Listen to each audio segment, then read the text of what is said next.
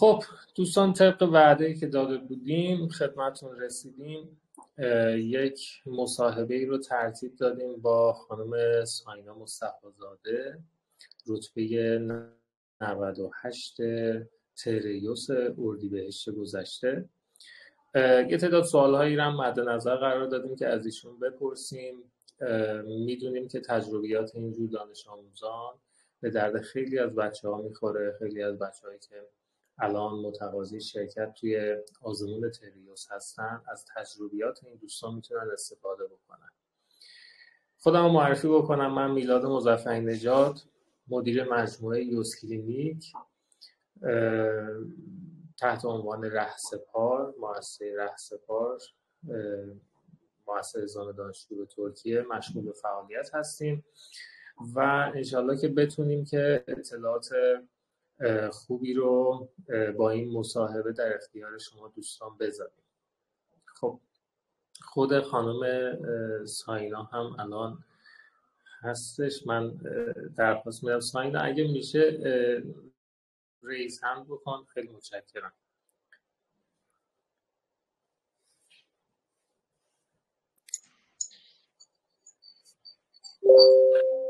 سلام آقای مظفری، صدای تصویر من هست الان؟ بله سلام، حال شما چطوره؟ خوبین؟ مرسی، ممنون. شما چطورین؟ خوبین؟ سلامت باشین، متشکرم.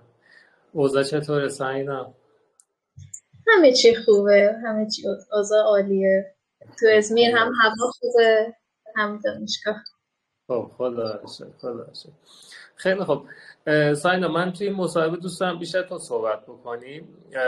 حالا یه تعداد سوالایی که از قبل آماده کردم رو ازت میپرسم، بعد بیشتر چون بچه‌ها دوست دارن که توی این مصاحبه صدای شما رو بشنون. اولش هم اینجوری شروع بکنیم دیگه. لطفا خودتون معرفی بکن، بگو الان تو چه رشته‌ای، کدوم دانشگاه مشغول به تحصیل هستی، یه تعداد دیتا اینجوری بهمون بده. چشم. سلام به همگی، همه دانش آموزانی که امسال دارید تلاش میکنید برای این آزمون. من ساینا مصطفی‌زاده هستم، رتبه 98 آزمون اردیبهشت قبل و در حال حاضر در دانشگاه ایکی مهندسی کامپیوتر قبول شدم. 19 سالمه و نمره هم 449 / 39 خیلی متشکرم. ساینا، شما برای یوس چه مدت تلاش کردی؟ من ببینید، من دبیرستان تیزهوشان مشهد میرفتم و در واقع کنکور سال 402 که نمیدونم بچه ها چقدر در جریانن، خیلی کنکور پرحاشیه‌ای بود. این کنکور رو شرکت کردم، یعنی برای کنکور من کامل میخوندم. کنکور رو دادم، منتظر نتیجهش هم موندم، یعنی گذشت یک تایمی تا اتفاقا تأخیر هم داشت تا شهریور، اواخر شهریور که در واقع اومد و همه چی، ما میخواستیم مطمئن بشیم که من این کار رو میخوام بکنم یا نه. دیگه از اواخر شهریور من شروع کردم کامل که به صورت جدی 100%. بسیاره. پس شما تقریبا میتونم بگم شهریور پارسال، اواخر شهریور پارسال شروع کردی تا اردیبهشت که بری امتحانشو بدی. البته خب ناگفته نماند، خب فکر کنم آبان هم بود. آره آبان هم امتحان دادی شما. به خاطر پایه درسی خوبی که داشتی آبان هم نمره خوبی آورده بودی شما.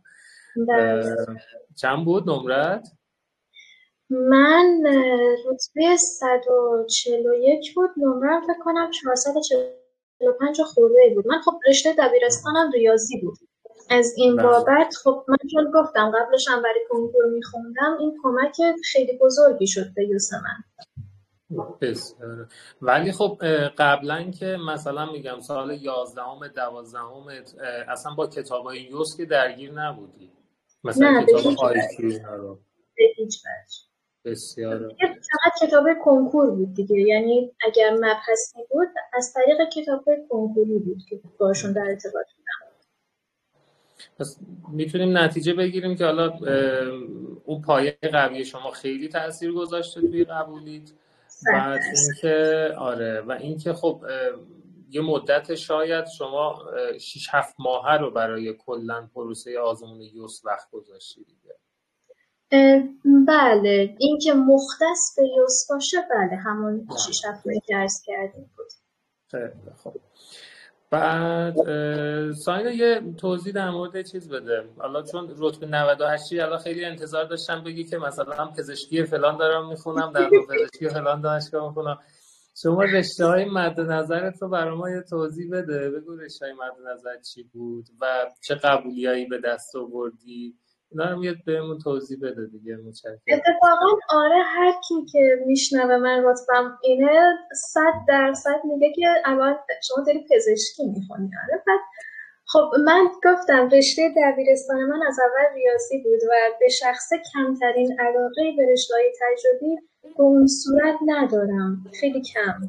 یعنی از اولی که من مثلا کنکور بودم اومدم یاس اینا هدف اصلی بیشتر همین مهندس کامپیوتر بود و همین علت مثلا اولویت اولم تو اکثر دانشگاه همین مهندسی کامپیوتر بود، هرچند که دیگه در جریان هستید شما هم که قبولیای پزشکی و دندون پزشکی و داروسازی تو یه سری دانشگاه هم داشتن که دارم لیستشون فکر میکنم تو پیج هست.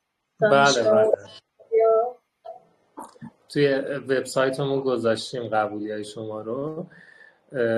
من حالا شاید بچه‌ها برن چک بکنن مثلا پزشکی و دندون پزشکی هایی که به چشم میاد، مثلا دانشگاه‌های مثلا درجه 1 ترکیه نیست، درجه 2 ترکیه است. اینم علتش رو بگم چون ساینا به ما لیستی که داده بود یه هولوش مثلا یه 30 تا دانشگاه رو مشخص کرد، همشون رتبه 1 ترکیه، رتبه‌های خوب ترکیه و گفته تو اینا فقط باید کامپیوتر بزنی، هیچ چیزی غیر از کامپیوتر نباید بزنی. آره یعنی اگر که اونا ببخشید من مثلا نه خواهش شما بفرمایید. خواهش میکنم.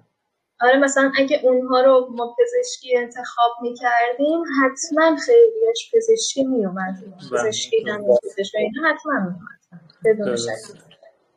من حالا فکر کنم توی بعضی از این دانشگاه‌ها قبولی کامپیوترش سخت‌تر از پزشکیش بود تو بعضی‌هاشون. یعنی مثلا من می‌دیدم با نمره کمتر از تو پزشکی رو قبول شده ولی مثلا با نمره نزدیک به تو نتونسته کامپیوتر رو قبول بشه. اینا رو هم می‌دیدم. خیلی مهندسی کامپیوتر این اواخر خیلی چیز شده، یعنی خواهانش زیاد شده، خیلی قشنگ رنج نمراتش رفته بالا. توی انتخاب رشته‌های شما ما خب یه جاهایی بود خیلی سورپرایز می‌شدیم بعضا بعد از نتایج. آره دیگه پزشکی یک رشته‌ایه که همیشه توپ بوده از همون زمانهای قبل، از زمان مثلا پدر من، الان و در آینده هم توپ خواهد بود.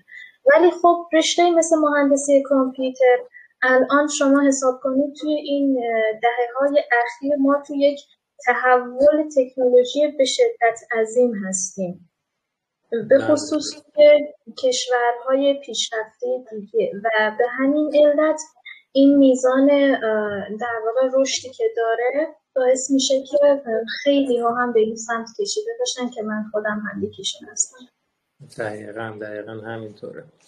خب ساینا سوال بعدیم اینه که ترکیه رو چرا انتخاب کردی؟ انگیزت از رفتن به ترکیه چی بود؟ چرا مثلا یک کشور دیگه انتخاب نکردی؟ چرا ترکیه؟ خب ببینید ترکیه کشورهای دیگه خیلی سختی‌های داستان‌های عجیب غریب خودشون دارن. البته من بگم که اینجا هم به هیچ عنوان سر نبوده، شما هم در جریان هستید کامل. ولی خب یکی از مهمترین علتاش اینه که بسیار نزدیکه و اینکه به شدت تشابهات زیادی با ما دارن، آدم‌ها، افراد، فرهنگ، حتی زبان و خیلی چیزهای دیگه. از طرفی هم خب رفت آمد خیلی راحت تره و ما داستانی به عنوان مثلا داستان ویزا که بتونیم بگیریم بتونیم نگیریم هم نیست. یا مثلا اگر که من یک کشوری برای مثال آلمان رو انتخاب میکردم، من 6 ماه زمان گذاشتم، 7 ماه 8 ماه حالا بخوایم بیشتر بگیم زمان گذاشتم، خوندم، امتحان دادم، الانم اینجا. ولی اگر مثلا یک کشور دیگه مثل آلمان بود برای هم وقت سفارت و داستان‌های دیگه که من اصلا خبر هم ندارم، شاید من بعد اصلا 1 سال دیگه میموندم 1-2 سال دیگه من شاید منتظر میموندم، اونم به نتیجه که شاید درصد احتمال موفقیتش خیلی پایین‌تر بوده میتونستم برم. درست میگیم. حالا چیزایی که نکاتی که اشاره کردی هم از لحاظ نزدیکی این کشور، هم از لحاظ اون تشابهات فرهنگیش، هم از لحاظ پروسه رفتن کوتاه‌تری داره، اینا همشون واقعا نکات خیلی مهمی بودن. گفتی بحث ویزا خودش خیلی مهمه. دقیقاً. آره، تو یه سری از کشورها شما یک تایمی رو صرف پذیرش میکنی، پذیرش از دانشگاه میکنی، بعد یه تایمی رو هم صرف ویزا میکنی. 2 تا پروسه کاملا مجزا هستش اصلا. ولی خب قطعا ما هر کسی هم که میره ترکیه بهش میگیم که اونجا خونه اصلیت نباید بشه، اونجا یه پل بشه که انشالله بعد از اونجا بری جاهای دیگه. بعد از ترکیه به کجا فکر میکنی؟ هنوز حقیقتا چون خیلی اول راه هم تصمیم نگرفتم، یه مقدار تصمیم سختیه. خب خیلی ها هستن که یا اینجا رو انتخاب کنن، خیلی ها هست هدفشون اروپا، خیلی ها هست آمریکا. هنوز اطلاعات کامل جمع نکردم که بخوام 100% نظر قطعی بگم. ولی خب خیلی این که میگید پوله، بله واقعا خیلیه. فقط به اینجا اول مهاجرت میکنن بعد میرن به جای دیگه. و نکته دیگه آقای مظفری برای ترکیه من اضافه بکنم این که ببینید کسایی که الان همه کسایی که اینجا هستین همه یا امسال 12 همزمان دارن برای اسم میخوانن یا 1 سال بزرگترن. به نظر من برای یک کشور دورتر که سختی بیشتری داره، برای مقطع بالاتر که یکم از این سن حساب پخته تر بشیم خیلی راحت تر خواهد بود و ترکیه برای سن ما به نظر من مناسب تره. این هم نکته خوبی بودش. خیلی ممنون. بله، به قول شما همون بحث تشابهات و راحتی مسیر تو این 3 سال خیلی مهم هستش. آره، متشکرم. یه سوال دیگه بپرسم. اول مصاحبه یه خورده در مورد دبیرستانت گفتی، ولی میخوام بیشتر بگی. کلا مثلا 10ام 11ام 12مت تو چه پروسه‌ای گذشته؟ منظورم اینه که میخوام ببینم کلا اولا چه مدرسه‌ای خوندی، دوما شرایط درسی تو مدرسه چطوری بوده، دانش آموز قطعا دانش آموز خوبی بودی، ولی میخوام از زبان خودت بشنوم. بعد همین دیگه یه دیتیلی در مورد دبیرستانت بگو. خب من که حالا راهنمایی که من نیمه دولتی بودم و آزمون دادم دبیرستان اومدم تیزهوشان مشهد و رشته‌ام هم که ریاضی بود و تعریف از خود نباشه ولی خب دانش آموز خیلی خوبی بودم. دانش آموز خوبی بودم واقعا. و توی اون دوران آقای مظفری دقیقاً سالی که من 9ام به 10ام میخواستم برم کرونا شد و در واقع من چیزی که برای کنکور خوندم 10ام و 11ام من هم عملاً کاملا در کرونا گذشت. یعنی ما کلاس هیچ عنوان نداشتیم، شرایط محدودیت به حال همه بچه‌ها می‌دونن و خب 12ام هم داستانای خودشو داشت دیگه. خیلی دیگه سال 12ام مثلا مثل من خیلی مدرسه نمیرن دیگه، تو خونه میخوندیم، همه آزمونات آزمون میدادیم تو خونه میخوندیم و کنکور پرحاشیه 402 که من هم کنکور به شدت پرحاشیه‌ای داشتم، هم توی آریوسا به شدت پرحاشیه که دقیقاً دی همون سال در اولین بار دی برگزار شد و در واقع دروس عمومی در شرف حذف شدن نشدن بود. خدا رو شکر حالا نمیدونم که خوب شد که حذف شد یا نه، چون خیلی داستانش پیچیده است. همین الان هم حذف شد و ما دیگه باز تیر رفتیم که در واقع کنکور رو داریم. بسیار عالی. بله، کلا این بچه‌هایی که تو پروسه کرونا افتادن تفلک‌ها خیلی اذیت شدن و خیلی بعد فکر کنم اون پروسه کرونا یه داستان بود، بعد اینا که به سن کنکورم رسیدن یه داستانایی هم تو کنکور پیش اومد. یه بار حذف بکنیم عمومی رو، حذف نکنیم، 2 مرحلهش بکنیم، 1 مرحلهش بکنیم. این داستانا کلا قبول دارم. خیلی واقعا یه تصمیم شاید خیلی کوچیک از سمت خودشون، مثلا از سمت مسئولا، ولی واقعا آینده یک دانش آموز رو میتونه خیلی زیر و رو بکنه. خیلی خیلی تاثیر داشته باشه روشون. بله. ساینا، سوال بعدی اینه که به صورت کلی چقدر درس میخوندی برای یوز؟ چه منابعی استفاده کردی؟ کلا ببین الان این که چقدر درس میخوندی به صورت کلی سوال درستی نیست. از این دانش آموز بپرسیم مثلا چند ساعت روزانه میخوندی، این سوال درستی نیست، چون پایه درسی ها خیلی با هم دیگه متفاوته. ولی خب میخوام یه دانش آموزی که در پایه درسی تو بوده، در جایگاه تو بوده، با به قولی بک‌گراند تحصیلی تو، میخوام ببینم چقدر برای یوس وقت میذاشته. این برام مهمه. و اینکه چه منابعی رو خوندی تو مدت 6-7 ماهی که گفتی خودت. خب این هم اول از من بچه‌ها باید در نظر بگیرن که من 12 رو رد کرده بودم، چون خیلی از بچه‌هایی که الان دارن میخونن همزمان دارن برای 12 امتحانات نهایی میخونن و حتی شاید هم به کنکور هم فکر میکنن که براش بخونن. پس این مسئله مهمیه که در واقع از بعض جهات نباید با من بعضی مقایسه بکنن. خب من بخوایم به صورت متغیر بین 7 تا 10 ساعت، ولی این 7 تا 10 ساعتی که در روز بود خب سعی کردم تا حد امکان به شدت مفید باشه. و نکته مهمتر این که آقای مظفری بستی همیشه تو کنکور یا تو این جزء ورود به دانشگاه به ما میگفتن، خیلی میشنیدیم از این موضوع که همین 1 ساله، همین 6 ماهه، همین انقدره، همین 1 سال شما فقط بشین درس بخون، هیچ کار دیگه نکن، بعد تمام تفریحات و ورزش اینا رو برو انجام بده. من این حرفی که میگم برای یک سری انسان‌های کمالگرا مثل خودمه و یک سریا هستن من خیلی دیدم که مثلا این طرف میاد میگه من و میخونن ها، میگم من 12 ساعت 13 ساعت در روز درس میخونم. این من صادقانه میگم از من هیچ وقت در نمیاد که من برای مثلا ورود به دانشگاه بیام مثلا روزی بتونم 13 14 ساعت درس بخونم. آدم پرتلاشی هستم ولی نتونم نیستم.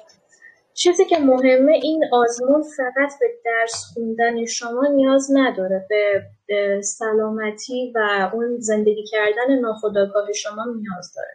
یعنی اگر 7 تا 10 ساعته شما غیر از اون تفریح نیاز دارید، ورزش نیاز دارید، استراحت نیاز دارید. یعنی زمانی که میخواین بیاین درس بخونین اون ناخودآگاه آرامش داشته باشه. این خیلی مهمه. این در بحث این که من چند ساعت درس میخوندم، بحث دیگه منابع به شدت مهمه. من به شخصه چون مشهدی هستم و در واقع پارسال هیچ سررشته‌ای از ترک نداشتم، یک سری منابع آذربایجان و چیزایی که در واقع زبان ترکی بود و من کلاً خط زدم و دور اونا نرفتم، برای همین اطلاعی از اونها ندارم. ولی از منابع دیگه برای هوش بهترینشون در واقع جانر گالاتا رو من کار کردم، خیلی اونا رو کار کردم. یعنی برای آبان دیگه فقط اونا رو هم بکنم کامل نشد، ولی خب دیگه بعد از آزمون آمدم خیلی اونا رو کار کردم، جانر و گالاتا. بعدها تا زمانی که شما دیگه هم تسلط پیدا کردین هم کامل راه افتادین، برای تقریبا برای دوره یک کوچولو تقریبا چند بندی گالاتای جلد سبز 2023 که اون موقع تازه اومد، اون در واقع کتاب جدیدیه و کتاب کوچیک‌تر و جمع و جورتریه، تیپ‌های مختلف تستی رو داره. اون چیز خیلی خوبیه. و برای دوره جمع‌بندی مختص یک گالاتا هم هست که آزمونیه، یعنی 25 تا آزمون 40 ساله داره که جامع هر آزمونش، یعنی هر آزمون 40 سالش از تمام مباحث توشه. اونم برای دوره جمع‌بندی. برای هندسه کوزا به شدت کتاب جامع و کاملی بود، خیلی کتاب خوبی بود، به شدت راضی بودم. و بعد از اون اینا دیگه دوره زمانی داره دیگه. باز بعدها من اومدم جانر رو کار کردم که یک کتابیه که یه مقدار شاید بچه‌ها حس کنن سطحش مثلا چرا از کوزا راحت تره. این تسلط و سرعت میاره. این دوتا خیلی خوب بود. و برای ریاضی نگفتم. ریاضی من کوزا رو زدم که خب کتاب راحتی بود برای من، کامل و جامع بود. بعد از اون گالاتا رو کار کردم که یه سطح بالاتر و سخت‌تره. و غیر از اون یک کتابم هست که اون سطح بالاه، یک جلد متروپول جدید اومد، نه اون متروپول معمولی قبلا که راحته. اون خیلی سطح بالایی هم بود و اون رو هم برای بیازی اون رو هم کار کردم. غیر از این کتاب برای دوره جنبندی یک کتاب آزمون بالاتر هست که در واقع مال هر سه مبحث آزمونه. اون در واقع به این شکل بود که مثلا آزمون اول فصل 1 هوش، فصل 1 ریاضی، فصل 1 هندسه رو داره. آزمون دوم مثلا فصل 1 و 2 ریاضی، 1 و 2 هوش و 1 و 2 هندسه همینجوری اضافه میشه و خیلی به شدت من راضی بودم برای دوره جنبندی ازش. فقط تنها ایرادی که داشت آقای مظفری این بود که این کتاب مال زمانی بود که جزو دانشگاه‌ها انجام میشد و برای همین یک سری مباحث حذف شده مثل مشتقات و انتگرال و اینها از مثلا همونجوری که مبحث حساب رد میشد از یه جای اونها هم اضافه میشد و فقط دیگه اونجا برای بچه‌ها یا مثلا سوالات ریاضیشو بعدن بزنن یا از قبل نگاه کنن چون سوالش تابلوه همنا رو خط بزنن بعد استفاده کنن. بسیار عالی. اسم این کتاب آخری که گفتی چی بود؟ این هم از مجموعه گالاتا بود. گالاتا بودش. گالاتا دنیس ناپاش بوده دیگه احتمالا. اسم دقیقش رو حالا الان به خاطر ندارم چون کتاب خونم هست اینجا نیست طبیعتاً، ولی اگر بعداً خواستید حتما من میگم که از اونجا اسم یا عکس جدید عکس دقیق جلدش رو چون چند تا نسخه فکر میکنم ازش نسخه مختلف هست میگم عکس بگیرم بفرستم. بسیار عالی. نه اکثر کتابایی که گفتی رو تقریبا میتونم بگم همه کتابایی که گفتی رو توی این دوره ما الان هم به بچه‌ها دادیم کتاب‌ها رو هم خب به عنوان کتاب تکمیلی در کنار اون کتابا معرفی کردیم بچه‌ها و خیلی جالب بود که اینا رو از تو شنیدیم چون مثلا توی هوش گفتی که جانر و گالاتا گفتی درسته توی هوش جانر و گالاتا گفتی. مثلا کتاب هوش که بنجامین الان به بچه‌ها داره داده و داره کار میکنه باشون گلچین جانر و گالاتا هم توش هست که گلچینی از متروپول و پوزا هم توش هست حالا جزئیات دیگه و مثلا تو هندسه گفتی پوزا و جانر باز همینه ما پوزا رو تو کلاس کار میکنیم جانر هم به عنوان منبع تکمیلی بچه‌ها معرفی میکنیم. یعنی این کتاب‌ها به نظر یعنی کافیه برای یه نفر که بتونه تسلط کافی رو داشته باشه قشنگ روی مهارت تستنیش هم کار بکنه ولی به شرط اینکه کامل بخونه دیگه درسته؟ 100% مثلا ببینید خیلی وقتا بچه‌ها فکر میکنن که طرف مثلا شاید یک آزمون یک مثلا یک آموزش خاص دیگه یه نکته خاص دیگه از یک جای دیگه رفته عالم دیگه پیدا کرده یاد گرفته یا کتابا لیستایی هستن که ما نمیدونیم یا در دسترسمون نیست. اما مهم اینه که آقای مظفری من حقیقتا من الان بگم برای مثال کتاب همون گالاتا رو نمیدونم چند دور من کار کردم یعنی 1 2 دور 3 دور 10 دورم نیست. اینکه شما میزنی بعد سوالایی که در واقع مشکل داری و برای خودت حتی توی یک برگه همه رو جدا کنی بعد اونا رو هی دور کنی هی گلچین کنی این علک کردن سوالا و این بارها و بارها مرور کردن استخراج کردن حتی یه دونه فرقی حتی یه دونه در واقع تیپی که فکر میکنی تو اینو به ذهنت نرسه اینا خیلی مهمه واقعا. بعضیا تست رو میزنن بعد میرن مثلا راه حلش هم در میارن همونجا یاد میگیرن این خیلی عالیه ولی باید بدونین که اونو همونجا یاد گرفتین 2 هفته دیگه اگر اون تست رو این دوباره بزنید اون راه حل قرار نیست کنسال یادتون بیاد. بله خیلی درست بود حرفت خیلی درست بود انصافا علک کردن تستا خیلی مهمه این رو من خیلی بهش معتقدم. حالا علیرغم این که خانم رحیمی اینا رو مرتب با بچه‌ها کار میکنه بهشون میگه ولی خب میدونی منظم درس خوندن مرتب درس خوندن یک نکته خیلی مهمیه که هر دانش آموزی متاسفانه این رو رعایت نمیکنه. مرتب خوندن یعنی اینکه مثلا من کامل طبقه بندی بکنم، اینا رو امروز خوندم، اینا از توش استنباط شد، استخراج شد، اینا رو نگه میدارم، قرار 10 روز بعد دوباره اینا رو چک بکنم. این نظم مطالعه خیلی مهم هستش تو موفقیت. من کاملا خیلی مهمه. دیگه میگم بعضیا فکر میکنن که همین آموزش و که مثلا کلاس بیشتر و اینها فکر میکنن همون باعث یادگیری میشه، در حالی که اونا یه بخش مشخصی از 1% یک جای دیگه فقط کار خودتونه. یعنی باید بچه‌ها بدونن که اگر که مثلا یک کاری رو انجام نمیدن، کلاس قرار نیست اون کار رو براشون انجام بده. درسته. یکی از دوستان دست بلند کرده، میخواد فکر کنم صحبت بکنه، آقای علی محمودزاده. فکر کنم پشیمون شد دستشو آورد پایین. دوستان اگر هر سوالی داشته باشید، کسایی که توی استریم هستن، آخر بعد از اینکه تمام سوالای من تمام شدش میتونید ریز هند بکنید، شما رو به قولی بیاریم بالا که بتونید سوالتون رو بپرسید خودتون مستقیما. سوال بعدی که من دارم، ساینا، به صورت کلی خب میدونم این یه سوال نسبی هستش، ولی داشتن مشاور چقدر میتونه توی این مسیر به آدم کمک بکنه؟ نظر خودت برام مهم هستش. خب این خیلی مهمه. ببینید این چون مسیر مهمیه، بعضیا بر این باورن که خب بعضی از مشاورا مثلا خوب نیستن، بعد این مسیر زندگی من خودم همینجوری کم کم میرم، تجربه میکنم، یاد میگیرم، ولی این هر چیزی نیست و به خصوص دیگه از الان هم زمان کمتره و اگر که یک جایی خطایی رخ بده با تجربه نمیشه درستش کرد، چون این مسیر زندگی و همین امسال. برای همین اولا که داشتن مشاور به شدت مهمه، خیلی خیلی مهمه.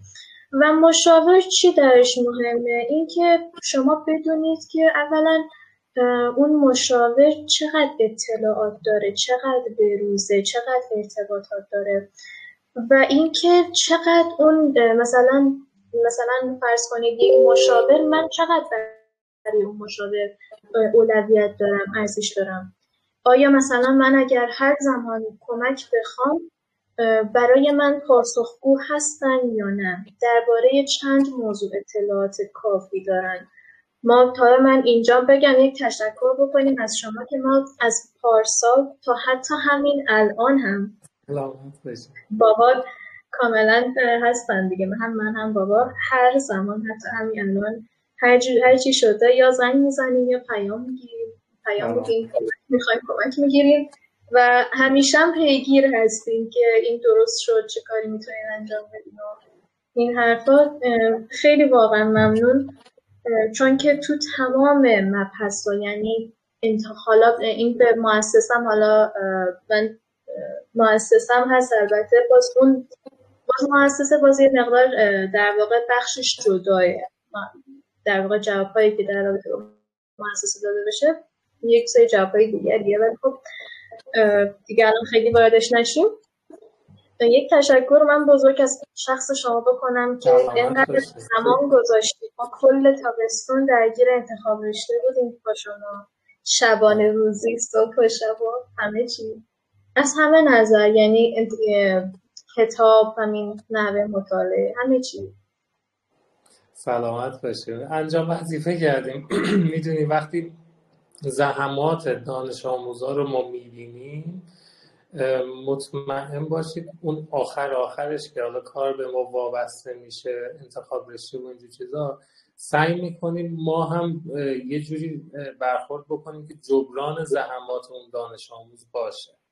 حقیقتش دیگه، یعنی بعضا خب مواردی هم بوده دیدیم دانش آموز هیچ زحمتی نکشیده، همینجوری اومده رفته، یه نمره مثلا میگم خیلی ضعیفی هم به دست آورده، براش هم زیاد مهم نیستش چی قبول بشه چی نشه و اینا.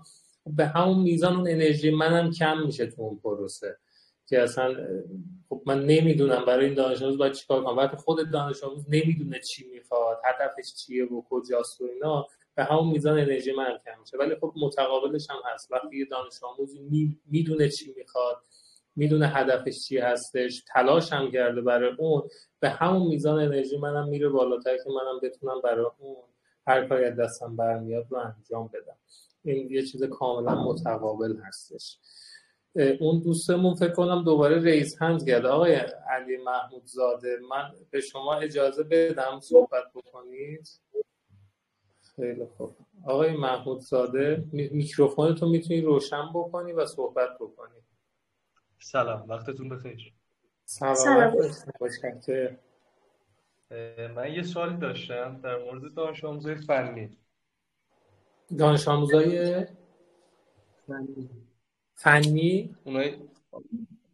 اونایی که توی حالا دبیرستان‌های فنی حرفه‌ای خوندن. بله. این پروسه یادگیری برای همونایی که توی فنی خوندن و یا نظری خوندن یکیه؟ یعنی فنی هم میتونن به نظریه برسن؟ ببینید بفهم. نه شما بگو، منم تکمیل میکنم حرفاتو. شرمنده، پس من ببینید، خوشبختانه یک اتفاق خوبی که در تیاریوس افتاد در مقایسه با آزمون‌های دانشگاه که الان به طور کامل حذف شده، در تیاریوس یک سری مباحثی مثل در واقع مشتق و انتگرال و یه سری مباحث دیگه کاملا حذف شد. خب و این برای منی که ریاضیم خیلی تغییرات خوبی بود، چون برای مثال یک سریاش رو حتی به نظریه هم خوب درس نمیدن و مباحثی که مونده در ریاضیات خب مباحث عملا به نظر من راحتیه، به خصوص توی ریاضی یک. یعنی ریاضی یک عملا شما مشکلی نخواهید داشت. هوش هم که من این رو بگم که هوش برای حتی نظریه هم جدیده، چون توی کتاب‌های دبیرستان اصلا کتاب هوشی وجود نداره. فقط یه هندسه میمونه که من حالا حقیقتا اصلا اطلاعی ندارم که در فن هندسه آیا تدریس میشه یا نه، ولی به نظر من با وجود هیچی تدریس نمیشه. یعنی نه. ولی خب ببینید، به نظر من یعنی یک بخش بزرگی از مباحث هندسه کاملا قابل یادگیریه به سرعت. یعنی شما خیلی راحت میتونید اونا رو روش کار کنید، تمرین کنید. این خیلی به شخص هم بستگی داره البته. بله. یکم اول شما بفرمایید. آقای محمود زاده، منم میخوام صحبت خانم مصطفی زاده رو یه تکمیل بکنم، بعدش حالا شما سوال دیگه هم داشتی بپرس. ببینید توی پروسه یوز درست شما فنی حرفه‌ای هستین، ولی خب اولین نکته‌ای که مهم هستش اینه که شما چه رشته‌ای مد نظرتونه، یعنی قراره وارد چه رشته‌ای بشید دانشگاه. دومندش قطعاً رشته‌ای هم که الان دارید تو همون فنی حرفه‌ای هم میخونید رو پایه ریاضیات شما تاثیر میذاره. الان بچه‌هایی هستن که دارن واحدهای درسی و توی تو همون فنی حرفه‌ای واحدهای درسی ریاضی رو، ولی بعضیشون هستن که خیلی محدودتر دارن. سومندش هم میزان تلاش خودتون هم به این واقعا مرتبط هستش. این که چقدر من همین سال گذشته اسمم میبرم پوریا دانش آموز فنی حرفه‌ای بود، داشت کامپیوتر میخوند تو مدرسه، هدفش هم این بود وارد مهندسی کامپیوتر هم بشه. الان دانشجوی مرسین هستش، داره اونجا مهندسی کامپیوتر هم میخونه. یعنی تلاش کرد، زحمت کشید، تو همون سال اولش هم نتیجه گرفتش. ولی خب اگر رشته‌های خیلی تاپی مد نظرت باشه، مثلا میگم پزشکی، دندان، دارو یا مهندسی کامپیوتر، مثلا یه سری از دانشگاه‌های خاص، مطمئن باش که باید سعی و تلاشت هم بیشتر باشه. ولی تو کلاس‌ها تدریسی که انجام میشه، چه برای شخصی که ریاضی فیزیک هستش، چه برای شخصی که نمیدونم گرافیک خونده، هر دوتاش میتونن تو اون کلاس بشینن و مفید باشه براشون، چون مباحث از پایه تدریس میشه و ریاضیات کلا ریاضیات پایه هستش و پله پله اون مباحث پایه پیشرفت داده میشه. به خاطر همون توی کلاس برای هر دو تا اینا میتونه مفید باشه و استفاده بکنن. سوال دیگه هم داریم بپرسیم، ما ادامه بدیم مصاحبه رو. یکم بود. حالا ببخشید آقای محمود، ببخشید دوستان سوالا رو نگه می‌داریم برای آخر سال. آقای محمودزاده رو جواب میدیم، نگه می‌داریم برای آخر سال. خانم اسدی هم دست آورده بالا. بفرمایید. یکم SAT بود. به نظر خودتون SAT بهتره یا یوس؟ اینم من جواب بدم خانم مصطفی‌زاده، اجازه هست؟ آره. ببین SAT های محمودزاده تا قبل از اینکه تریوس معرفی بشه، یعنی این آزمون یوس مرکزی ترکیه، تقریبا شما با SAT میتونستی وارد 60-70% دانشگاه ترکیه بشی. یعنی انتخاب رشته‌ای که انجام میدادیم دانشگاه ها قبول میکردن SAT رو. ولی الان از وقتی تریوس معرفی شده تعداد دانشگاه هایی که SAT رو قبول میکنن هر سال داره کمتر میشه و عملا تمامی دانشگاه ترکیه الان نمره تریوس رو قبول دارن. ولی SAT رو میخوای باشه انتخاب رشته بکنی شاید 20% 30% دانشگاه ترکیه SAT رو قبول دارن. این یه نکته هستش. نکته دیگه هم این که یه تعداد دانشگاه ها بودن قبلا اصلا یوس رو قبول نمیکردن، فقط با SAT میتونستیم وارد بشیم، مثل دانشگاه اتو، استانبول تکنیک، حاجت تپه و قاضی و یه تعداد دانشگاه دیگه.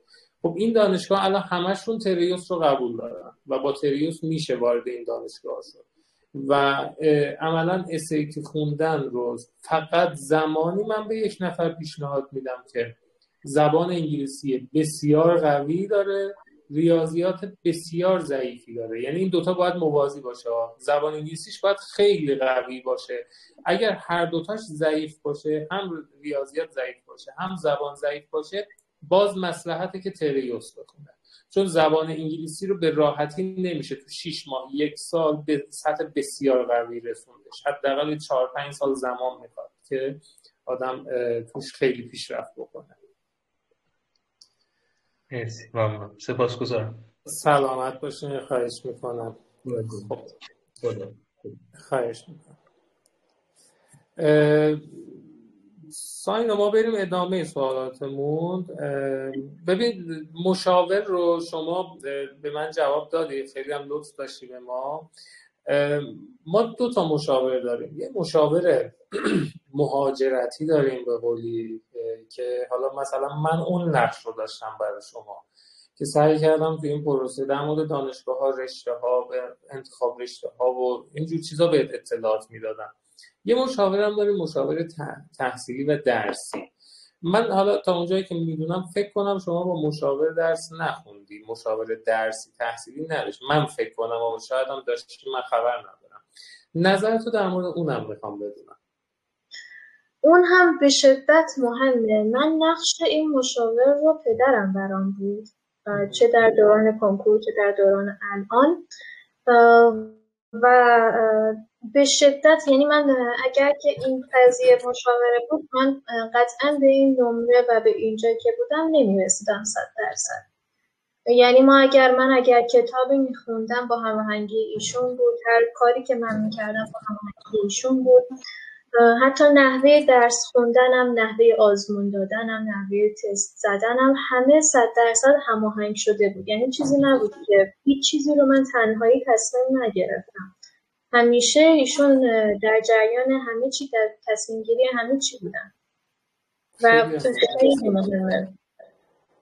بله، پدر شما رو که من به شخصا دیگه شاهدش هستم، واقعا نقش یک مشاور رو برای شما اجرا میکردش، خیلی پیگیر کار شما بود. فکر کنم بیشتر از خودت یه جاهایی اصلا پدر پیگیر بود، خیلی بیشتر. آره، حساستر بودش. تشکر ویژه من از خانواده‌ام دارم اینجا، خیلی زیاد. دقیقاً لازم بودش. خب در رابطه با آزمون‌های آزمایشی کلا میخوام بدونم اولا خودت چقدر آزمون‌های آزمایشی شرکت میکردی غیر از کتابایی که میزدی که حالت تنم سناب بودن؟ میخوام ببینم آزمون‌های آزمایشی جاهای مختلفی هم شرکت میکردی یا نه و اینکه چقدر میتونه تاثیر داشته باشه. ببینید آزمون آزمایشی 100% مهمه. یعنی من اینو میگم کاملا که اگر بچه‌ها به این فکرن که مثلا الان فقط درس بخونن نهایتاً 2 یا 3 تا آزمون آزمایشی بیان بزنن برن سر آزمون موفق میشن، هر چقدرم که درسشون خوب باشه، من نظر شخصیم اینه، من مشاور تحصیلی نیستم، نظر شخصیم اینه که این هیچ عنوان جواب نمیده.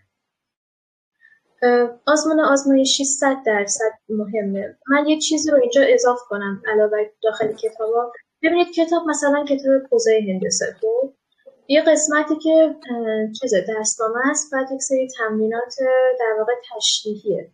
من آقای مظفری از جایی که مثلا آزمون ها شروع میشد، آزمون 1، خب بچه ها الان همون آزمون و همون در واقع داخل کتاب پوزا باید بدونن که هر تست رو به طور میانگین، حالا آسان‌تر سخت‌تر، در چه مقدار زمانی اون تست ها رو میزنن، هر 15 تا رو، هر 30 تا رو، هر 90 تا رو، این باید اندازه بگیرن، بدونن و کم کم اونو سعی کنن برسونن به 1 دقیقه.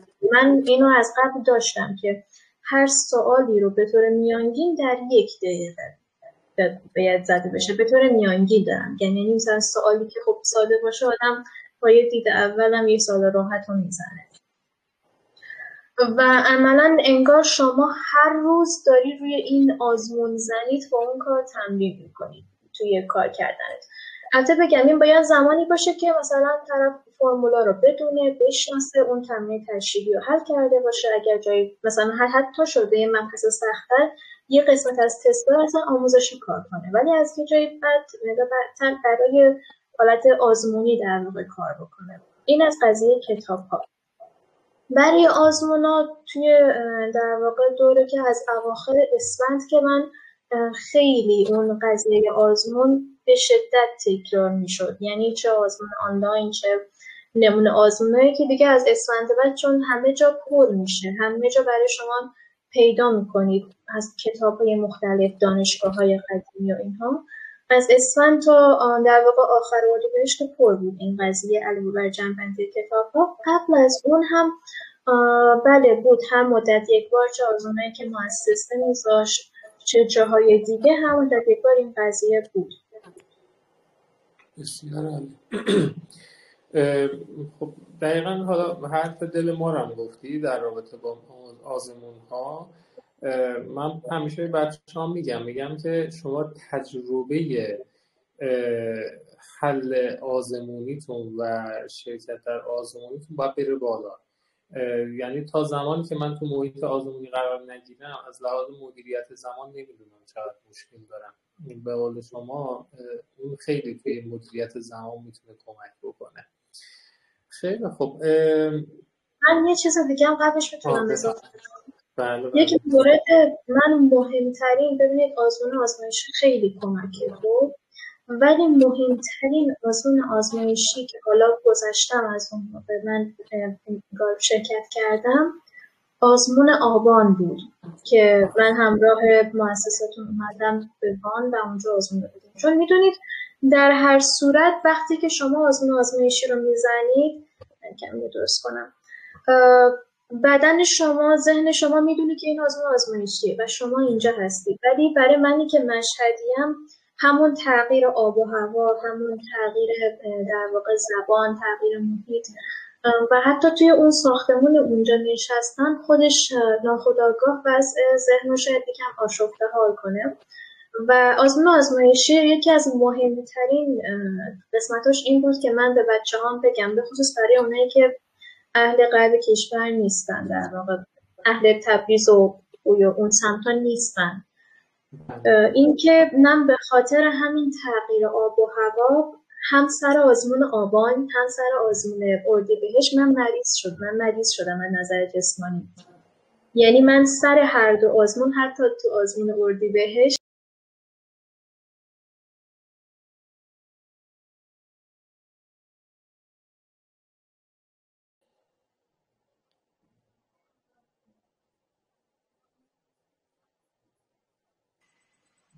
دارید الان صدای من؟ بله قطع شد یه لحظه. بله قطع شدش، نمیدونم حالا علتش چی بود، ولی خب ادامه بدیم. شما گفتید که در هر دو تا آزمون مریض شده بودید به خاطر اون شرایط آب و هوایی. بله من سر هر دو تا آزمون مریض شده بودم، یعنی من شب قبل از آزمون اردیبهشت غذا نتونستم بخورم، هیچ ربطی هم به استرس نداشت، کاملا به خاطر تغییرات آب و هوا و اون آمبولانس و سرماخوردگی و از این جور داستانا. و میگم این پیش میاد. من چون علت این که آزمون اردیبهشتم خوب شد به خاطر این بود که من آبان این تجربه بیماری سر جلسه رو داشتم و شاید اگر که من به سر آبان حالم خیلی خوب میبود یا سر اردیبهشت اینجوری میشدم شاید این تاثیر منفی بسزایی میذاشت. برای همین میخوام بگم که این بچه‌ها بدونن این آزمونی که آبان، حالا کسی که شرکت کردن که آفرین خیلی کار خوبی کردن، خیلی عالیه. کسی هم که نکردن سعی کنن مشابه این شرایط برای خودشون ایجاد کنن، چه تو خونه چه جای دیگه، چه کتابخونه، هر جایی. خیلی عالی، خیلی هم خوب. خیلی خوب، برم سوال بعدیم رو بپرسم. در انتخاب مؤسسه ساینا باید به چه نکاتی توجه کنیم؟ من یه دانش آموزم، تصمیم گرفتم برم ترکیه درس بخونم، میخوام یک مؤسسه‌ای رو انتخاب بکنم تو این پروسه و نمیدونم چی باید انتخاب بکنم. چه نکاتی رو باید به قولی مد نظر قرار بدم تو این انتخابات؟ خب این خیلی مبحث مهمیه و شما هم در جای این هستید که چقدر من و خانواده من روی این قضیه حساس بودیم. خیلی ما برامون مهم بود که چه مؤسسه‌ای رو انتخاب کنیم. خیلی واقعا کار مهم طاقت فرسایی هم بود. چون طاقت فرسا که نه، منظورم اینه که خیلی نگران این قضیه بودیم، چون میدونید آینده و آدم قرار دست یکی بسپاره.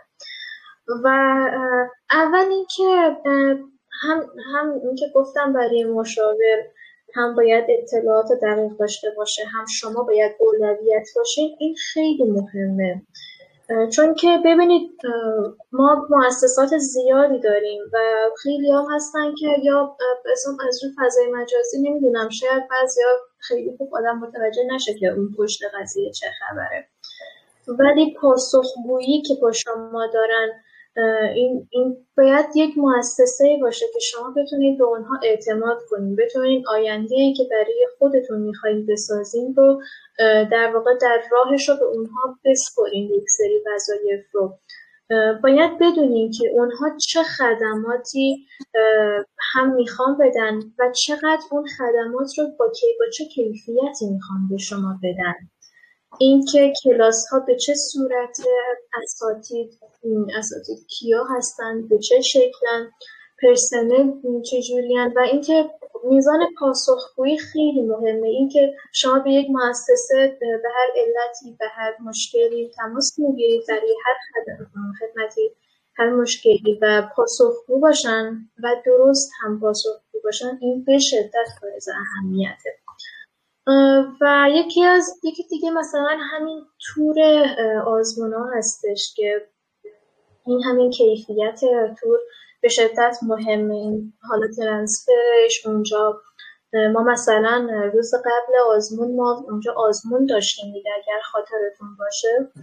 آزمون جنبندی که هست، اون آرامشی که برای بچه‌ها به وجود میاره، همه اینا خیلی حائز اهمیته. بعدش باز میرسیم به مبحث انتخاب رشته و این خیلی مهمه، چون که آزمون ها در واقع مؤسسه ها این وظیفه رو دارن که تست کنن، در واقع شما رو به نتیجه دلخواه در نمره برسونن. حالا بعدش که مثلا من به این شخص نمره رو گرفتم، همه چی اوکی شده، حالا این قسمت که مؤسسه حالا که نمره رو گرفتی کمکت کنه، این خیلی مهمه که در رابطه با انتخاب رشته چقدر پیگیر باشه. چون من نمیدونم بچه‌ها تا چه حد در رابطه با انتخاب رشته اطلاعات دارن، ولی ماها یعنی ما خرداد که در واقع اوایل خرداد نتیجه اومد، ما تا آخر تابستون درگیر انتخاب رشته بودیم با آقای مظفری و هم صبح هم شب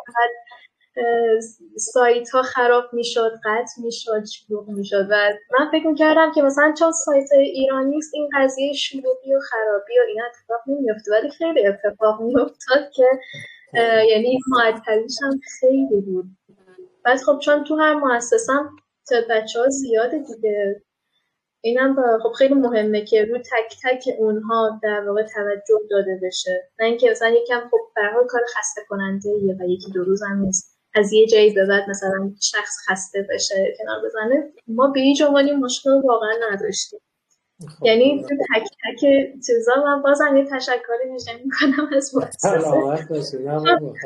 آره پرچالشی ما داشتیم با این یوسف تغییرات داشت. پروسه انتخاب رشته خب کلا یه پروسه پرچالشی برای من. یه جورایی مثلا من خب سالهای مختلف همکارای مختلفی رو خب اینجا میام میرم، بعضا مثلا 2 سال 3 سال میبینی یه همکاری داریم بعد جدا میشن از مجموعه همکار دیگه میاریم. ولی خب حقیقتا خودم مثلا شخصا نمیتونم 100% اون پروسه انتخاب رشته رو همش رو بسپرم به همکارام بگم انجام بدید، علیرغم اینکه خب اینجا همکارانی هستن چندین و چند سال اینجا سابقه دارن، ولی خب قلبا راضی نمیشم که این اتفاق بیفته. چرا؟ چون که شاید یک فوتایی داره این بحث انتخاب رشته که خب بنا به تجربه‌ای که توی هر سال ما به دست آوردیم و تو دانشگاه‌های مختلف، این باعث میشه که خودم یعنی مرحله نهایی همه کارهای اون انتخاب رشته مرحله نهاییشون اکثرا خودم انجام بدم و خب این باعث میشه چالش کار ما زیاد میشه دیگه، تعداد بچه‌ها زیاد، فرصت‌ها برای دانشگاه کم، مثلا یه هفته وقت داریم باید 4 تا دانشگاه رو انجام بدیم، اینا خیلی واقعا سخته برامون. ولی خب تلاشمون این بوده که تا به الان برای هیچ کدوم از بچه‌ها کم نذاریم تو این زمینه. ساین الان شما تو اگه هستی دیگه، بعد حالا یادمتون پروسه خوابگاه گرفتنتون و اینا هم حالا پدر با من در ارتباط بود. من میخوام یه خورده در مورد خوابگاهت بگی. الان خوابگاهی که هست با دانشگاه چقدر فاصله داره، چه امکاناتی داره، بعد به صورت کلی اون رو برام توضیح بده. خوابگاه من الان در حال حاضر توی اتاق 3 نفره هستم توی خوابگاه اگلیوت که دقیقاً پشت سر بیمارستانه. خب و به شدت من واقعا خیلی از خوابگاه راضیم، یعنی بیش از اندازه، چه از نظر تمیزی چه از نظر پرسنل. بعد هر موقع که لازم داشته باشی در واقع پرسنل و تامین‌کار همه چه خیلی همکاری میکنن و خیلی براشون مهمه. حالا صبحانم داریم، بعد غذاخوری دانشگاه دقیقاً چون کنار بیمارستانه، از اینجا کلاً 2 دقیقه راه پیاده رویش تا غذاخوری. بعد از خود دانشکده مهندسی کامپیوتر هم به شدت نزدیکه، چون باز اون در بیمارستان یک مسیر پیاده روی خیلی کوچولو داره، بعدش دقیقاً باز همین مهندسی کامپیوتره و از نظر محیطی هم سرسبز، همه چیش واقعاً عالیه، خیلی خوبه. ببخشید اینجوری میگم الان چون بچه‌ها پیام دادن بهم، اتاق مرتبه الان؟ اتاق میگم شخصی 1 نفره نیست، یه اتاق 3 نفره من گرفتم. خب پس این چیز نیستش، بچه‌ها بیشتر کنجکاو بودن و محیط اتاق رو هم ببینن، ولی خب نه این مرتب نیستش که هیچ. ولی اگه امکان داشته باشه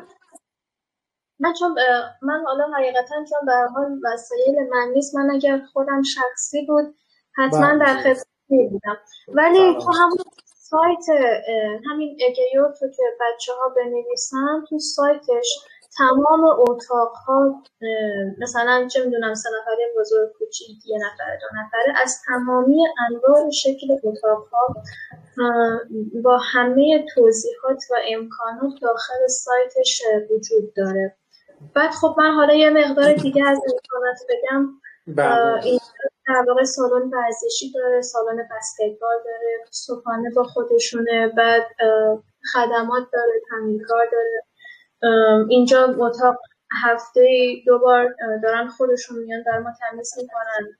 یعنی خب دیگه ببینید خونه حقیقتا من خودم اصلا دوست ندارم چون خیلی سخته.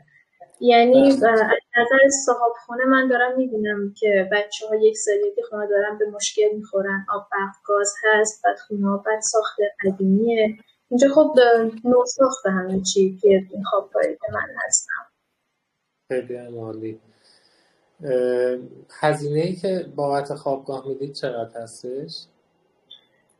هزینه رو که حقیقتا پارسال ما در واقع امسال که افزایش قیمت حتما داره برای سال آینده، ولی من اتاق 3 نفری بزرگ رو، ما هم 3 نفری بزرگ داریم هم 3 نفری کوچیک داریم، 116,000 لیره دادم. 116,000 تا برای 10 ماه، درسته؟ آره 116,000 برای 10 ماه، تقریبا همون ماهی میفته 11,600 تا. و با توجه به دیتایی هم که شما دادی جزء خوابگاه‌های خیلی خوب محسوب میشه، چون که تمیز لیک داره، به قول شما خدمه داره اونجا برای تعمیرکار و فلان اینا، بعد سالن ورزشی و این چیزا رو داره، صبحانه رو میده، نزدیکیش به دانشگاه. این جزء خوابگاه خیلی خوب محسوب میشه و با هزینه 11,600 ماهانه خیلی خوبه، خیلی خوب هستش. و من اینم اضافه کنم دقیقا دم در خوابگاه، چون اینم خیلی مهمه، 2 تا مارکت بزرگ هست که دیگه تمام وسایل مورد نیاز زندگی هر آدم، یعنی هر چیزی که تصورش رو بتونید بکنید یا نتونید بکنید، یعنی حتی دیگه کمترین چیزها مثل حتی دفتر نقاشی کودکان نمیدونم چرا دارن. اسم مارکت ها چی هن؟ مارکت های از این زنجیره‌ای هستن؟ آره از همین مارکت های زنجیره‌ای، اسم یکیش شوکه شما هر جای کلویه برید همه جا پره و اون یکی که اسمشو به خاطر ندارم. و خب دقیقا دم در خوابگاه باز چند تا رستوران هم هست در انواع مختلف، چیزهای مختلف که شما هر وقت بخواید، مثلا کافه هست، رستوران هست، همه چی خب هست دیگه واقعا. یعنی شما برای برطرف کردن نیاز زندگی هیچ جا نیاز ندارید بری. خیلی عالیه، خیلی خوبه. سوال بعدیمو بپرسم. به صورت کلی فکر میکنی قبولی تو آزمون یوس یه چیز خیلی سخت و خیلی قابل دست یافتن هستش یا نظرتو کلا بگو دیگه؟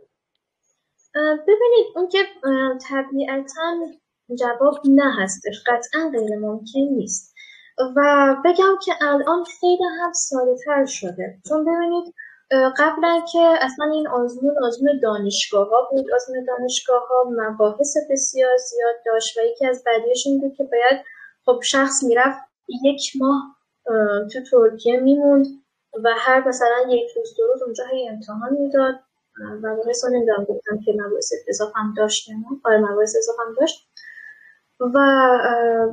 و شانس قبولی هم برای این قضیه خرید صندلی و اینها خیلی زیاد بود، قضیه خرید صندلی، و به خاطر همین قبولی خیلی سخت بود. اصلا علت این که تیاریوس اومد همین بود که قضیه خرید صندلی رو کم کنه دیگه. قضیه خرید صندلی که منحل شد، بعد مباحث هم که یک سریا از بین رفت و دیگه چی میخواستم بگم و در رابطه با سطح همونطور که SAT که شما گفتید، الان از وقتی که اومده هر سال داره اعتبار این قضیه بیشتر میشه نسبت به سال اولی که تیاریوس اومده بود.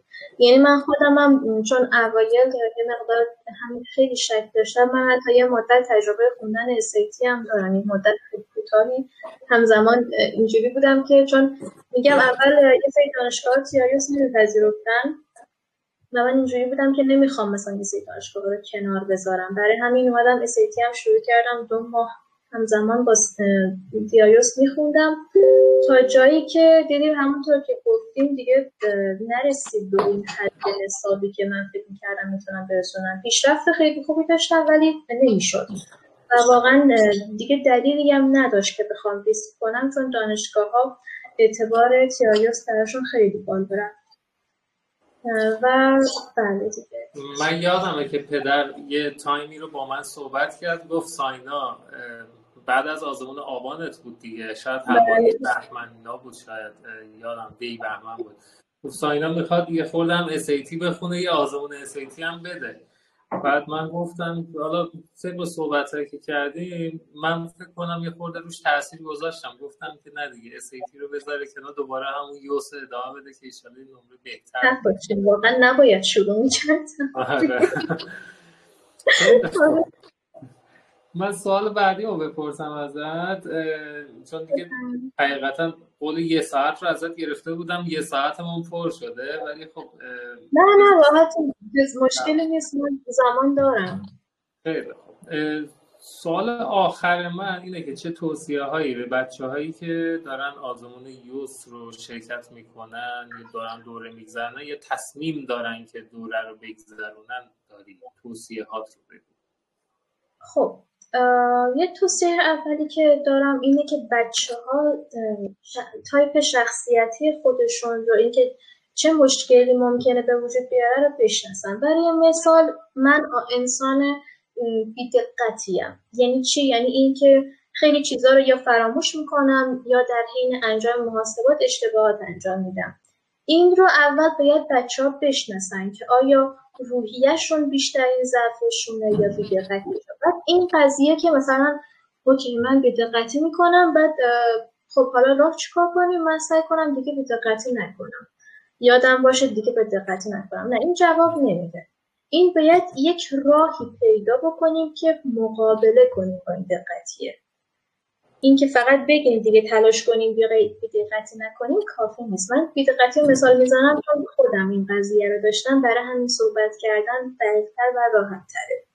این باید یه راهی پیدا کنم برای مقابله که خب منم پیدا کردیم، با بابا روش کار کردیم، انجام دادیم و نمیگم 100% حل شد، چون به هر حال هیچ چیز 100% نمیشه. یعنی ما حتی اون راهی هم که قرار بود بذاریم برای آزمون، من تا 1% تونستم اجراش کنم، ولی خب میبینیم که خب نتیجه خوب در اومده با اینکه تایم زیادی هم نمونده بود و خب ولی خب خیلی روش کار کردم. پس این مهمترینشه که باید برای خودشون، برای شخص خودشون، چون هر کسی خودشو خیلی میشناسه دیگه، با هماهنگی با مشاوره، البته نه خودکار، با هماهنگی با مشاوره یک راهی برای اون ضعف شخصی که طرف داره باید پیدا کنن. یکی دیگه این که مثلا آزمون و زمانی که بچه ها میبینن، اگر آزمون راحته لطفا خیلی خوشحال نشین. اگه آزمون راحته خیلی خوشحال نشین، چون برای همه راحته و همه خوشحال میشن. مهمه که اون زمان اتفاقا جدی بمونین، چون همه قرار خوشحال بشن و این اتفاق برای خودم خیلی افتاده که همون آزمون خرابه میشه چون آسون بوده به دلایل مختلفی، چون راحته من میتونم، این که چیزی نیست و دقیقا از همون چیزی نیست آدم ضربه میخوره. این یکی دیگه. یکی هم که حالا توی صحبت گفتم، اینکه فقط با آموزش دیدن بچه‌ها، آموزش دیدن 1% به شدت مهمیه و باید باشه، نمیگم حذفش کنم، ولی جایگزین کاری که خودشون میکنن نمیشه. بچه‌ها باید برای خودشون، چون ببینید آقای مظفری، اشخاص متفاوتن، باید بتونن کارها رو برای خودشون با هماهنگی مشاورشون شخصی سازی بکنن. خب چون مثلا تو یک کلاسی که برای مثال 20 نفر هستن، اون استاد میاد تدریس میکنه و تمام تلاشش هم میکنه که هر شخصی که مثلا نیاز داره 5 بار تکرار شه یا به نحو دیگه‌ای انجام بشه، براش اون کار رو انجام بده، توضیح بده. ولی خب به هر حال وقتی که شما برای خودت انجام میدی، شما یک نفر برای یک نفر انجام میدی، اون معلم داره برای 20 نفر کار انجام میده و با تمام تلاشش بازم شما و حالا مشاورتون کسی هستین که بیشترین شناخته از خودتون دارین. و مورد دیگه هم این الگ کردن سوالا رو هم گفتم دیگه، اینکه کتاب که میزنن حتما مرور کنن، سوال الگ کنن. اگر که یک سوالی مثلا دیدن متفاوت، نکته‌ای داره برای خودشون، میگم دیگه همین شخصی سازی. این مهم نیست که فقط چه مطالبی در این مبحث مهمه، این مهمه که چه مطالبی رو برای من مهمه، من کدوم مطالب یادم میره، کدوم مطالب رو دقتی میکنم، کدوم تیک‌ها رو من یادم میره. و این سوالا رو هم بنویسن که مشکل دارن بعد مثلا هر 2 هفته یک بار بیان رو اون سوالا یک دور مثلا سوالا رو بزنن، اونایی که دیگه لازم به مرور نبود خط بزنن، اونایی که لازم بود نکته وارد کنن، این هی کمش کنن. و دیگه برای بحث سوال 1 دقیقه هم گفتم دیگه، این که در واقع یک نکته مهم اینه که من هیچ آزمایشی رو 100 دقیقه وقت ندادم برای خودم تو زدن. وقتای من وقتی که 80 سوال بود 80 دقیقه است. شما مگر اینکه یک سری آزمونا هستن که اصلا خود سطح آزمون به شدت سخته و این کار اصلا اشتباهی که شما این فکر کنید، ولی آزمون ها رو 90% رو زمان من همون 80 دقیقه بوده. یعنی سعی کنید که یعنی زمانتون رو به تعداد سوالتون برسونید. این خیلی مهمه و کمک به شدت زیادی میکنه. یه مورد دیگه هم برای کسایی مثل من که مثلا مشکل بی‌دقت اینا داشتن، قضیه چک کردن. اینا رو یادداشت کنین که من رو چی بی‌دقتی کردم و من یک سری روز آخر همون روزی که آزمون دادیم به شما نشون دادم فکر کنم یا نه، که یک چک لیست ما درست کرده بودیم که وقتی یک سوال رو میزنم بعدش به ترتیب از اولویت اول مثلا تا اولویت 10 باید چیا رو چک کنم. اونو چک کنم، بعد یک تیک بغل سوال میخورد که این سوال چکش تکمیل شد. البته بگم سر آزمون من سر خیلی از سوالا نتونستم اینو اجرا کنم، چون به یاد دارید که چقدر همه بچه‌ها شوک شده بودن وقتی از آزمون بیرون اومدن.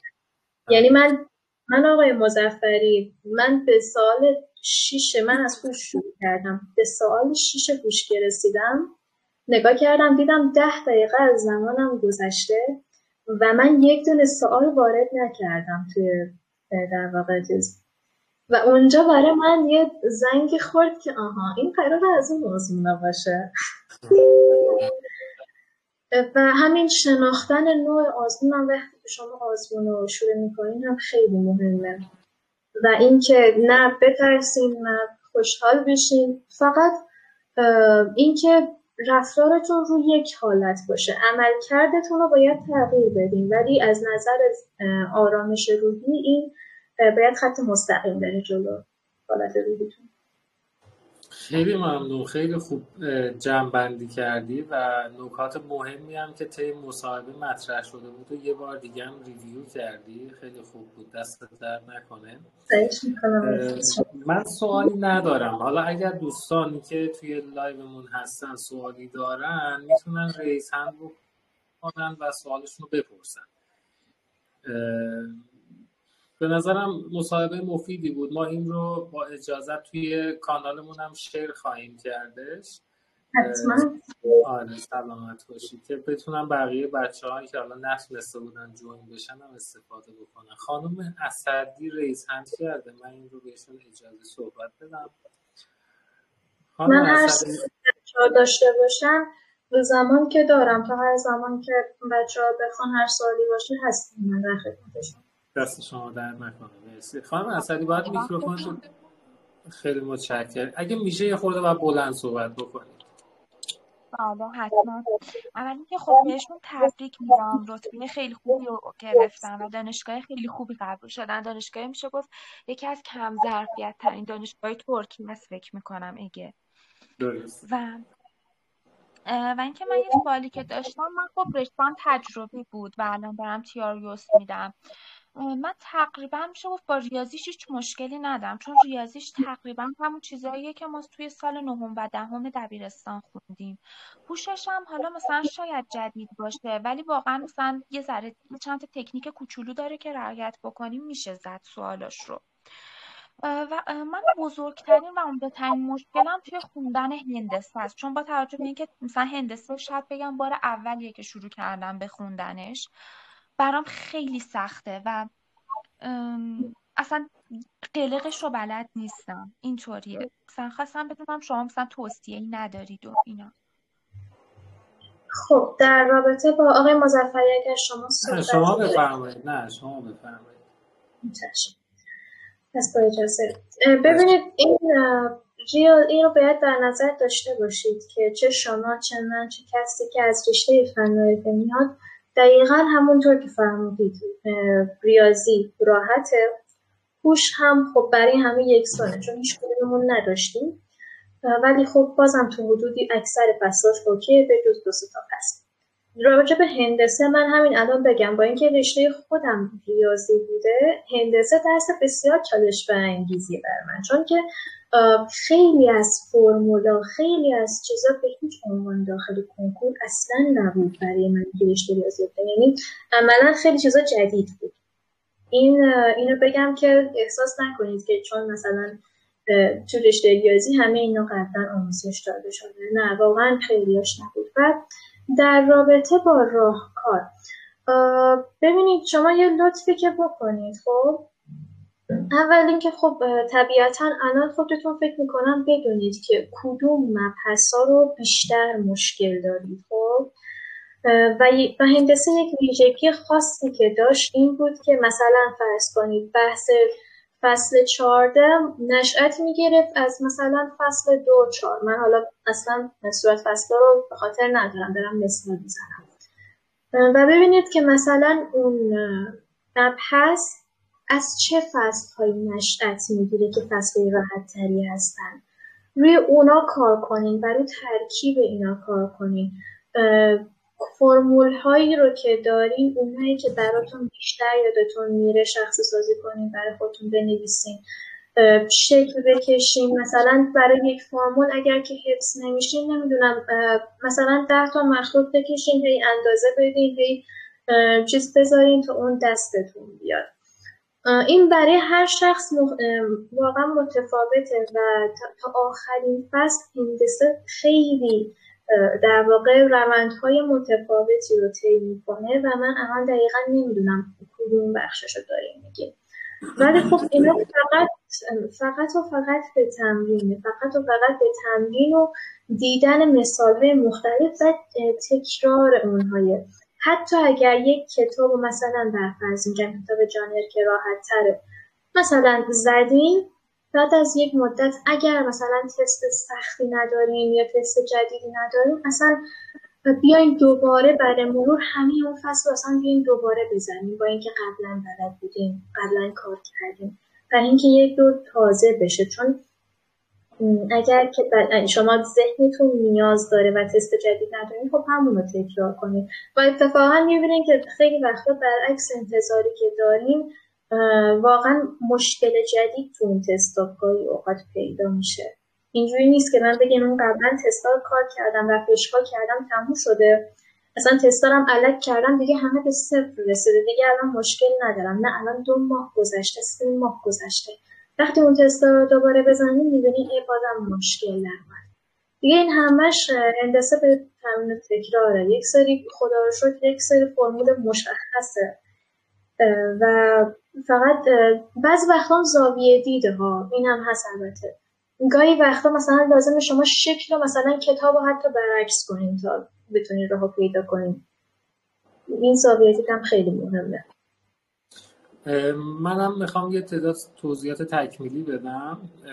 البته ساینا خیلی خوب توضیح دادش، منم 1-2 تا توضیحات تکمیلی میدم. خانم اسدی، هندسه درسیه که کاملا به صورت زنجیرواره، یعنی شما فصل 1 رو یاد نگیری تو فصل 2 لنگ میزنی، فصل 1 و 2 رو یاد نگیری تو فصل 3 لنگ میزنی، همش به هم چسبیده. یعنی اصلا نمیتونی بگی مثلا من مبحث 7م 8م 9م فصل 9-10 هستم و به فصل 1-2 اصلا هیچ ربطی نداره. همیشه اینا به هم زنجیروار هستن. یعنی شما اگر که تو فصلهای جلوتر لنگ زدی، بدون که تو فصلهای عقب‌تر یک جاهای یه مشکلاتی رو داری. این یه نکته بود خواستم بگم. نکته دوم که تجربه حل سوال خیلی مهم هستش توی بحث هندسه. شما باید تجربه حل سوالتون بره بالا.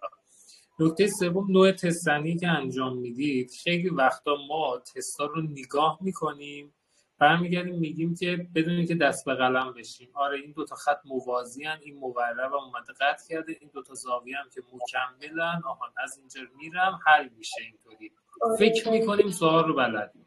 در صورت اینکه تا زمانی که ننویسید، دست به قلم نشید، تا 100 سوال رو حل نکنی و به جواب آخر نرسی، نمیتونی بگی که من اون سوال رو بلدم. حتما باید تا لحظه آخر دست به قلم باشی. متاسفانه یه مشکل خیلی بزرگی که بچه‌ها تو مطالعه ریاضی و هندسه دارن اینه که میخونن. باید دست به قلم بشن، حتی ساده ترین سوالات رو باید دست به قلم بشن و بنویسن که به جواب آخر برسن. و بهترین کتاب هم برای هندسه پوزا هست، شک نکنید این رو. اول پوزا، بعد از اینکه تمام شد انشالله برید سراغ جانر و انشالله نتیجه میگیرید. خیلی خوب کامل کرد. یعنی این دست به قلم شدن خیلی، من خودم جز در واقع مشکلات اولیه‌ای بود که بعدها باید حل شد، که اطلاعاتی رو که نوشته تا وقتی رو شکل همون مثلا میگه خط این و این با هم موازی، تا وقتی که اون فلش های موازی رو نکشی همه اون اطلاعات رو شکل نبینی واقعا حل نمیشه. واقعا حل نمیشه. خب دوستان سوال دیگه ای دارین؟ بچه‌هایی که توی لایو هستن اگر کسی سوالی داره ما خدمتتون هستیم، اگر که نه میخوایم دیگه لایو رو تموم بکنیم.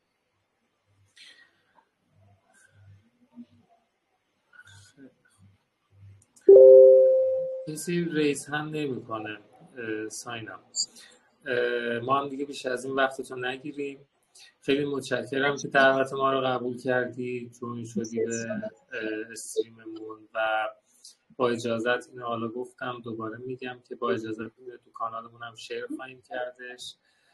و نمیدونم یه حرف آخری اگه چیزی داری بگو دیگه. خیلی ممنون از این لایو استریمتون، خیلی لایو خوبی بود. فکر میکنم که همه چی رو گفتیم و امیدوارم که هر سوالی بچه‌ها داشتن، امیدوارم علت این که ریز هندی نداشتن این بوده که همه جوابشون رو گرفته باشن. انشالله. و ممنون از شما از همه چی.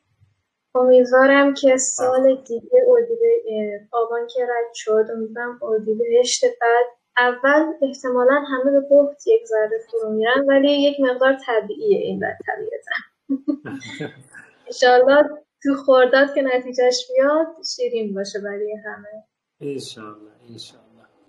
خیلی متشکرم وقت گذاشتی، بیش از این وقتتون نگیرم. خیلی ممنونم از دوستانی که توی لایو ما هم بودن.